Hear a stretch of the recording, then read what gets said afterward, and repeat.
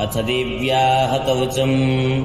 ॐ अस्य श्रीचण्डिकवचस्य ब्रह्मा ऋषिः अनुष्टुप्छन्दः चामुण्डा देवता अङ्गनाशोक्तमातरो बीजम् दिगबन्धदेवतास्तत्त्वम् श्रीजगदम्बा प्रीत्यर्थे सप्तशतिपाठाङ्गत्वेन जपे विनियोगः। ॐ नमश्चण्डिकायै। मार्कण्डेय उवाच। ॐ यद्गुह्यं परमं लोके सर्वरक्षाकरं नृणां यन्न कस्यचिदाख्यातं तन्मे ब्रूहि पितामह। ब्रह्मोवाच। अस्ति गुह्यतमं विप्र सर्वभूतोपकारकं देव्यास्तु कवचं पुण्यं तच्छृणुष्व महामुने। प्रथमं शैलपुत्री च द्वितीयं ब्रह्मचारिणी तृतीयं चन्द्रघण्टेति कूष्माण्डेति चतुर्थकं पञ्चमं स्कन्दमातेति षष्ठं कात्यायनीति च सप्तमं कालरात्रीति महागौरीति चाष्टमम् नवमं सिद्धिदात्री च नवदुर्गाः प्रकीर्तिताः। उक्तान्येतानि नामानि ब्रह्मणैव महात्मना अग्निना दह्यमानस्तु शत्रुमध्ये गतो रणे विस्मे दुर्गमे चैव भयार्ता शरणं गताः। न तेषां जायते किञ्चिद् अशुभं रणसङ्कटे नापदं तस्य पश्यामि शोकदुःखभयं नहि। यैस्तु भक्त्या स्मृता नूनं तेषां वृद्धिः प्रजायते। ये त्वां स्मरन्ति देवेशि रक्षसे तान्न संशयः। प्रेतसंस्था तु चामुण्डा वाराही महिषासना ऐन्द्रीगजसमारूढा वैष्णवी गरुडासना माहेश्वरी वृषारूढा कौमारी शिखिवाहना लक्ष्मीः पद्मासना देवी पद्महस्ता हरिप्रिया श्वेतरूपधरा देवी ईश्वरी वृषवाहना ब्राह्मी हंससमारूढा सर्वाभरणभूषिता। इत्येता मातरः सर्वा सर्वयोगसमन्विताः नानाभरणशोभाढ्या नानारत्नोपशोभिताः।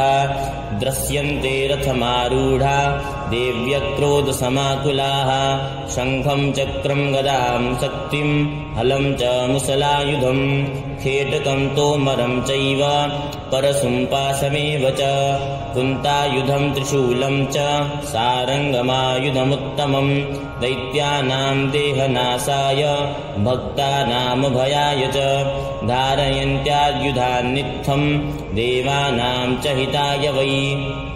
नमस्तेस्तु महारौद्रे महाघोरपराक्रमे महाबले महोत्साहे महाभयविनाशिनी रात्राहि मां देवि दुष्प्रेक्षि शत्रूणां भयवर्धिनी। प्राच्यां रक्षतु मामैन्द्री आग्नेयामग्निदेवता दक्षिणेवतु वाराही नैऋत्यां खड्गधारिणी प्रतीच्यां वारुणी रक्षेद् वायव्यां मृगवाहिनी उदीच्यां पातु कौमारी ईशान्यां शूलधारिणी ऊर्ध्वं ब्रह्माणि मे रक्षेद् ददस्थाद् वैष्णवी तथा एवं दशदिशो रक्षेत् चामुण्डा सववाहना। जया मे चाग्रतः पातु विजया पातु पृष्ठतः अजिता वामपार्श्वे तु दक्षिणे चापराजिता शिखामुद्योतिनी रक्षेत् दूर्मामूर्ध्नि व्यवस्थिता मालाधरी ललाटे च भ्रुवोर्रक्षेद् यशस्विनी त्रिनेत्रा च भ्रुवोर्मध्ये यमघण्टा च नासिके शङ्खिनी चक्षुषोर्मध्ये श्रोत्रयोर्द्वारवासिनी कपोलौ कालिका रक्षेत् कर्णमूले तु शाङ्करी नासिकायां सुगन्धा च उत्तरोष्ठे च चर्चिका अधरे चामृतकला जिह्वायां च सरस्वती दन्तान् रक्षतु कौमारी कण्ठदेशे तु चण्डिका घण्टिकां चित्रघण्टा च महामाया च तालुके कामाक्षी चिम्बुकं रक्षेत् वाचं मे सर्वमङ्गला ग्रीवायां भद्रकाली च पृष्ठवंशे धनुर्धरी नीलग्रीवा वहि कण्ठे नलिकां नलकूपरी स्कन्धयो खड्गिनी रक्षेद् बाहू मे वज्रधारिणी हस्तयोर्दण्डिनी रक्षेद् अम्बिका चाङ्गुलीषु च नखान् शूलेश्वरी रक्षेत् कुक्षौ रक्षेत् कुलेश्वरी स्तनौ रक्षेन्महादेवी मनः शोकविनाशिनी हृदये ललिता देवी उदरे शूलधारिणी नाभौ च कामिनी रक्षेद् गुह्यं गुह्येश्वरी तथा पूतना कामिका मेढ्रं गुदे महिषवाहिनी कट्यां भगवती रक्षेत् जानुनी विन्ध्यवासिनी जङ्घे महाबला रक्षेत् सर्वकामप्रदायिनी गुल्फयोर्नारसिंही च पादपृष्ठे तैजसी पादाङ्गुलीषु श्रीरक्षेत् पादाधस्तलवासिनी नखान् दंष्टाकराली च केशाश्चैवोर्ध्वकेशिनी रोमकूपेषु कौबेरी त्वचं वागीश्वरी तथा रक्तमज्जावसामांसान् न्यस्तिमेदांसि पार्वती अस्त्राणि कालरात्रिश्च पित्तं च मृगेश्वरी पद्मावती पद्मकोशे कफे चूडामणिस्तथा ज्वालामुखी नखज्वाला मवेद्या सर्वसन्धिषु शुक्रं ब्रह्माणि मे रक्षेत् छायां छत्रेश्वरी तथा अहङ्कारमनोबुद्धिं रक्षेन्मे धर्मधारिणी प्राणापानौ तथा व्यानम् उदानं च समानकं वज्रहस्ता च मे रक्षेत् प्राणं कल्याणशोभना रसे रूपे च गन्धे च शब्दे स्पर्शे च योगिनी सत्त्वं रजस्तमश्चैव रक्षेन्नारायणी सदा आयु रक्षतु वाराही धर्मं रक्षतु वैष्णवी यशकीर्तिं च लक्ष्मीं च धनं विद्यां च चक्रिणी गोत्रमिन्द्राणि मे रक्षेत् पशून् मे रक्ष चण्डिके पुत्रान् रक्षेन्महालक्ष्मीर् भार्यां रक्षतु भैरवी पन्थानं सुपता रक्षेन् मार्गं क्षेमकरी तथा राजद्वारे महालक्ष्मीर्विजया सर्वतः स्थिता रक्षाहीनं तु यत्स्थानं वर्जितं कवचेन तु तत्सर्वं रक्ष मे देवी जयन्ती पापनाशिनी पदमेकं न गच्छेत्तु यद्दिच्छेच्छुभमात्मनः कवचेनावृतो नित्यं यत्र यत्रैव गच्छति तत्र तत्रार्थलाभाश्च विजयः सर्वकामिकः तत्र तत्रार्थलाभश्च विजयः सार्वकामिकः यं यं चिन्तयते कामं तं तं प्राप्नोति निश्चितं परमैश्वर्यमतुलं प्राप्स्यते भूतले पुमान् निर्भयो जायते मृत्यः सङ्ग्रामे स्वपराजितः त्रैलोक्ये तु भवेत् पूज्य कवचेनावृतः पुमान् इदं तु देव्याः कवचं देवानामपि दुर्लभं यः पठेत् प्रयतो नित्यं त्रिसन्ध्यं श्रद्धयान्वितः दैवी कला भवेत् तस्य त्रैलोक्ये स्वपराजितः जीवेद् वर्षतं साग्रम् अपमृत्यो विवर्जितः नश्यन्ति व्याधयः सर्वे लूता विस्फोटकादयः स्थावरं जङ्गमं चैव कृत्रिमं चापि यद्विषम् अविचाराणि सर्वाणि मन्त्रयन्त्राणि भूतले भूचरा खेचराश्चैव जलजालाश्चोपदेशिका सहजा कुजला माला डाकिनी शाकिनी तथा अन्तरिक्षचरा घोरा डाकिन्यश्च महाबलाः ग्रहभूतपिशाचाश्च यक्षगन्धर्वराक्षसाः ब्रह्मराक्षसवेताला कूष्माण्डा भैरवादयः नश्यन्ति दर्शनात् तस्य कवचे हृदि संस्थिते मनोन्नति भवेद्राज्ञः तेजो वृद्धिकरं परं यशसा वर्धते सोऽपि कीर्तिमण्डितभूतले जपेत् सप्तशतीं चण्डीं कृत्वा तु कवचं पुरा यावद्भूमण्डलं धत्ते सशैलवनकाननं तावत्तिष्ठति मेदिन्यां सन्ततिः पुत्रपौत्रिकी देहान्ते परमं स्थानं यत्सुरैरपि दुर्लभं प्राप्नोति पुरुषो नित्यं महामायाप्रसादतः लभते परमं रूपं शिवेन सह मोदते। ॐ जय जय देव्याः कवचं सम्पूर्णम्।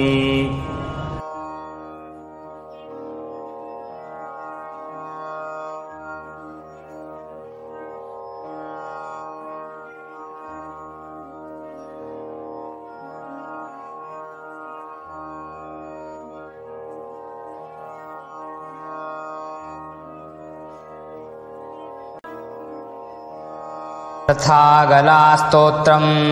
ॐ अस्य श्री अर्गलास्तोत्रमन्त्रस्य विष्णुऋषिः अनुष्टुप्छन्दः श्रीमहालक्ष्मीर्देवता श्रीजगदम्बा प्रीतये सप्तशती पाठाङ्गत्वेन जपे विनियोगः। ॐ नमश्चण्डिकायै। मार्कण्डेय उवाच ॐ जयन्ती मङ्गलाकाली भद्रकाली कपालिनी दुर्गा क्षमा शिवा धात्री स्वाहा स्वधा नमोऽस्तुते।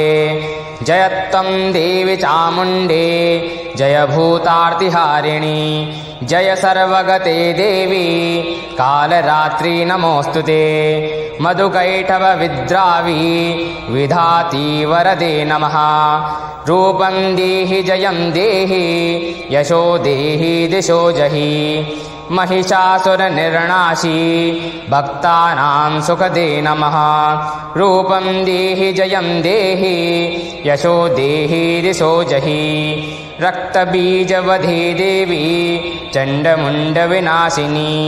रूपं देहि जयं देहि यशो देहि दिशो जहि शुम्भस्यैव निशुम्भस्य धूम्राक्षस्य च मर्दिनी। रूपं देहि जयं देहि यशो देहि दिशो जहि वन्दिताङ्घ्रियुगे देवी सर्वसौभाग्यदायिनी। रूपं देहि जयं देहि यशो देहि दिशो जहि अचिन्त्यरूपचरिते सर्वशत्रुविनाशिनी। रूपं देहि जयं देहि यशो देहि दिशो जहि न तेभ्यः सर्वदा भक्त्या चण्डिके दुरितापहे। रूपं देहि जयं देहि यशो देहि दिशो जहि स्तुवद्भ्यो भक्तिपूर्वं त्वां चण्डिके व्याधिनाशिनी। रूपं देहि जयं देहि यशो देहि दिशो जहि चण्डिके सततं ये त्वा मर्जयन्तीह भक्तितः। रूपं देहि जयं देहि यशो देहि दिशो जहि देहि सौभाग्यमारोग्यं देहि मे परमं सुखं। रूपं देहि जयं देहि यशो देहि दिशो जहि विदेहि द्विषतां नाशं विदेहि बलमुच्चकैः। रूपं देहि जयं देहि यशो देहि दिशो जहि विदेहि देवि कल्याणं विदेहि परमां श्रियं। रूपं देहि जयं देहि यशो देहि दिशो जहि सुरासुरशिरोरत्न निघृष्टचरणेऽम्बिके। रूपं देहि जयं देहि यशो देहि दिशो जहि विद्यावन्तं यशस्वन्तं लक्ष्मीवन्तं जनं कुरु। रूपं देहि जयं देहि यशो देहि दिशो जहि प्रचण्ड दैत्यदर्पग्ने चण्डिके प्रणताय मे। रूपं देहि जयं देहि यशो देहि दिशो जहि चतुर्भुजे चतुर्वक्त्र संस्तुते परमेश्वरी। रूपं देहि जयं देहि यशो देहि दिशो जहि कृष्णेन संस्तुते देवी शश्वद्भक्त्या सदाम्बिके। रूपं देहि जयं देहि यशो देहि दिशो जहि हिमाचलसुतानाथ संस्तुते परमेश्वरी। रूपं देहि जयं देहि यशो देहि दिशो जहि इन्द्राणीपति सद्भाव पूजिते परमेश्वरी रूपं देहि जयं देहि यशो देहि दिशो जहि देवी प्रचण्ड दोर्दण्ड दैत्यदर्प विनाशिनी रूपं देहि जयं देहि यशो देहि दिशो जहि देवी भक्तजनोद्दाम दत्तानन्दोदयेऽम्बिके रूपं देहि जयं देहि यशो देहि दिशो जहि पत्नीं मनोरमां देहि मनोवृत्तानुसारिणीं तारिणीं दुर्गसंसार सागरस्य कुलोद्भवाम् इदं स्तोत्रं पठित्वा तु महास्तोत्रं पठेन्नरः स तु सप्तशती संख्या वरमाप्नोति सम्पदाम् ॐ नमः।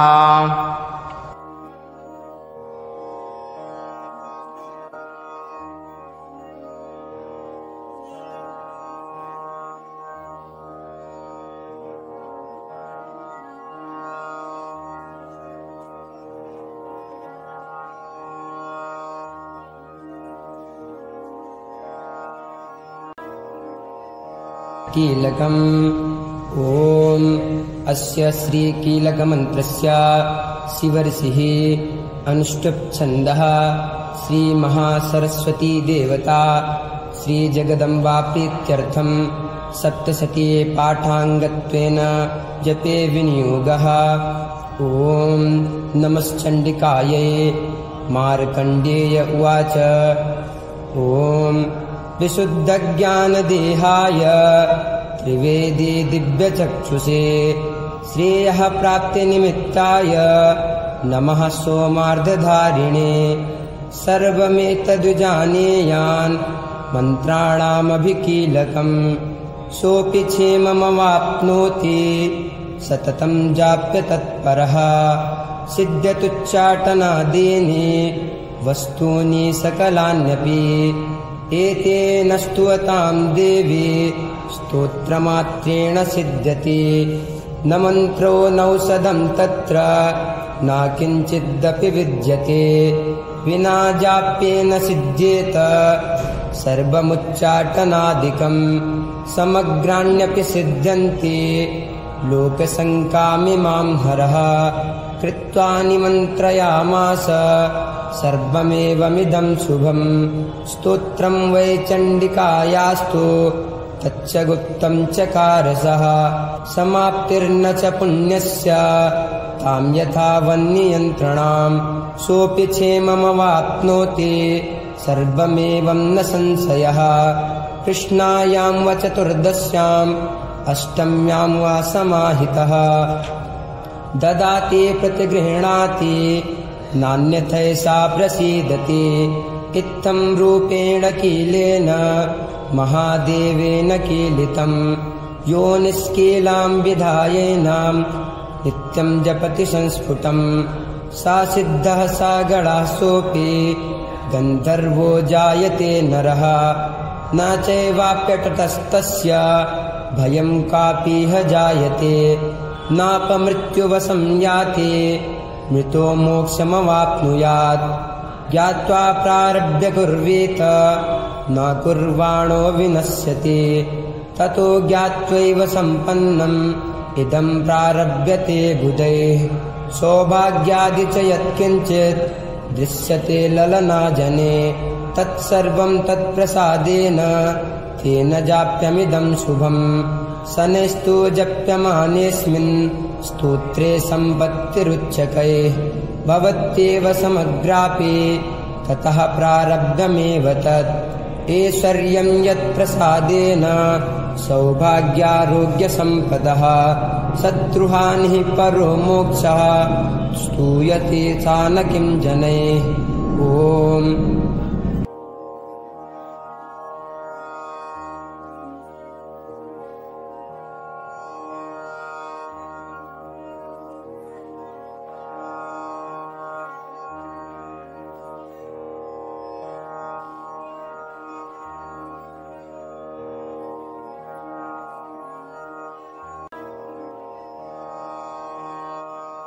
तन्त्रोक्तं रात्रिषुक्तम् ॐ विश्वेश्वरीं जगद्धात्रीं स्थितिसंहारकारिणीं निद्रां भगवतीं विष्णोः अतुलां तेजसप्रभुः ब्रह्मोवाच त्वं स्वाहा त्वं सुधा त्वं हि वषट्कारस्वरात्मिका सुधा त्वमक्षरे नित्ये त्रिधा मात्रात्मिका स्थिता अर्धमात्रा स्थिता नित्या यानुच्चार्या विशेषतः त्वमेव सन्ध्या सावित्री त्वं देवी जननी परा त्वयैतद्धार्यते विश्वं त्वयैतत्सृज्यते जगत् त्वयैतत्पाल्यते देवी त्वमत्स्यन्ते च सर्वदा विसृष्टौ सृष्टिरूपा त्वं स्थितिरूपा च पालने तथा संहृतिरूपान्ते जगतोऽस्य जगन्मये महाविद्या महामाया